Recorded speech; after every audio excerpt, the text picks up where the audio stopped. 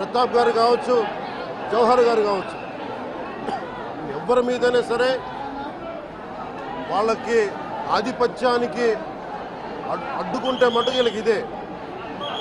నేను వీళ్ళందరికీ ఇదే చెప్తున్నాను మీకు. ఇది గత ప్రభుత్వంలా కాదు. ఇది ఇష్టారాజ్యంగా చేస్తాం మేము కూర్చునే వ్యక్తులం కాదు. మేము సాక్షాత్తు నేనే ఉప ముఖ్యమంత్రిగా ఉండి నేను తప్పు చేసినా శిక్ష పడాలి అని చెప్పి అసెంబ్లీలో చెప్పిన వాడిని. అలాంటిది మీరు ఇష్టారాజ్యంగా కూర్చొని అధికార విధులు నిర్వహిస్తున్న వాళ్ళ మీద దాడి చేస్తే ఏమాత్రం ఉపేక్షించాం. ఎస్పీ గారికి చెప్పాం, కలెక్టర్ గారు దృష్టికి తీసుకొచ్చాం. కలెక్టర్ గారు కూడా ఇదే చెప్పారు. నిన్న కొట్టగానే వెంటనే ఆయన విజయవాడలో ఉంటే ఆయన దృష్టికి తీసుకొస్తే వెంటనే ఎస్ఐని కానిస్టేబుల్స్ని పంపించిన సమస్య సాగల. అదనపు బలగాలతో సిఐతో వెళ్తే తప్ప పరిస్థితి కంట్రోల్లోకి రాలా. ఎలా కొట్టారంటే లోపల గడిపెట్టి మరి ఎవరిని రానివ్వకుండా గడిపెట్టి మరి ఆయన అమానుషంగా దాడి చేశారు.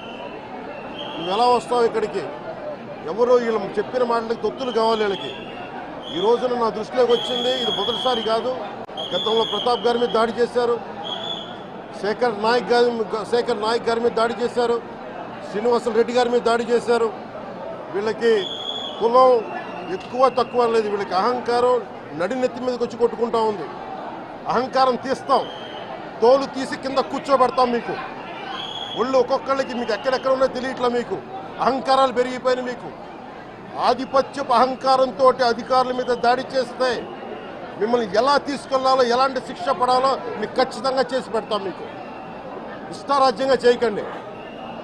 అహంకారంతో నడినెత్తి మీద కళ్ళు నెత్తికెక్కాయి. మీకు ఈ ప్రభుత్వం చాలా త్రికరణ శుద్ధిగా అందరం కూర్చొని మేము కలిసికట్టుగా ఉన్నాం. ఇక్కడ ఇది కూటమి ప్రభుత్వం, ఇది వైసీపీ ప్రభుత్వం కాదు. ఇది ఇష్టారాజ్యంగా మీరు చేస్తారంటే కామ్గా కూర్చునే ప్రభుత్వం కాదు. మీకు ఎలా చేస్తే, ఎలా నియంత్రిస్తే మీకు కిందకు వస్తారో మేము చేస్తాం. మీరు గాల్లో విహరిస్తూ ఉన్నారు. 11 సీట్లు వచ్చిన ఇంకా గాల్లో విహరిస్తున్నారు. మొత్తం మీకు ఎలా కిందకి దించాలో మాకు బాగా తెలుసు. చేసి చూపిస్తాం. ఇదే కాదు, ఈ సందర్భంగా ఏ నాయకులకైనా సరే అధికారుల మీద దాడి చేసినా, అధికారులు విధులు నిర్వహిస్తుంటే అడ్డుకున్నా చాలా కఠినమైన చర్యలు ఉంటాయి. ఈరోజు నేను వచ్చి ఇక్కడ ఎందుకు వచ్చాను జవహర్ బాబు గారి దగ్గరికి అంటే, ఆయన ఒక ఎస్సీ ఎస్టీ కులానికి సంబంధించిన వ్యక్తినో వీటి గురించి అని కాదు. ఎవరైనా సరే ఇర్రెస్పెక్ట్ ఆఫ్ కాస్ట్ ఆధిపత్య ధోరణితోటి కనుక దాడి చేసి విధుల నిర్వహణకు అడ్డం వస్తే ఇది ఉపేక్షించే ప్రభుత్వం కాదు.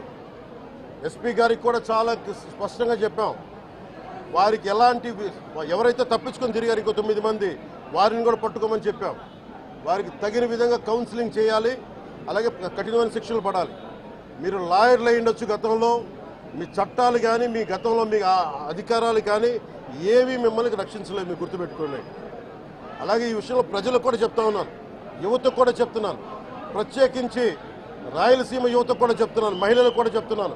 మీరు దయచేసి భయపడకండి. ఈరోజు జవహర్ బాబు గారి భార్య భయపడతా ఉన్నారు. మీరు మాట్లాడితే కూర్చొని వాళ్ళ నాయకుడు కూడా మీరు కూర్చొని ముందు ఇవి కరెక్ట్ చేయండి, ఇలాంటివి కరెక్ట్ చేయండి. మీ పార్టీ వర్గాలను మీరు నియంత్రించుకోండి. 11 సీట్లు వచ్చినా ఇంకా మీరు దాడులు చేస్తూ ఉంటే మటుకు ఉపేక్షించే ప్రభుత్వం కాదు ఇది.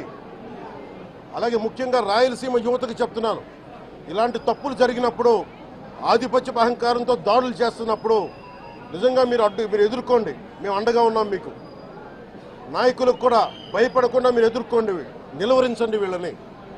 భయపడకండి. మీరు ఇలా భయపడే ఈ రోజున ఒక ఎస్సీ అధికారి జవహర్ బాబు గారి మీద దాడి చేసి కులం పేరుతో దూషించారు. అన్ని రకాలు నువ్వు ఎలా తిరుగుతావో చెప్పి దూషించారు.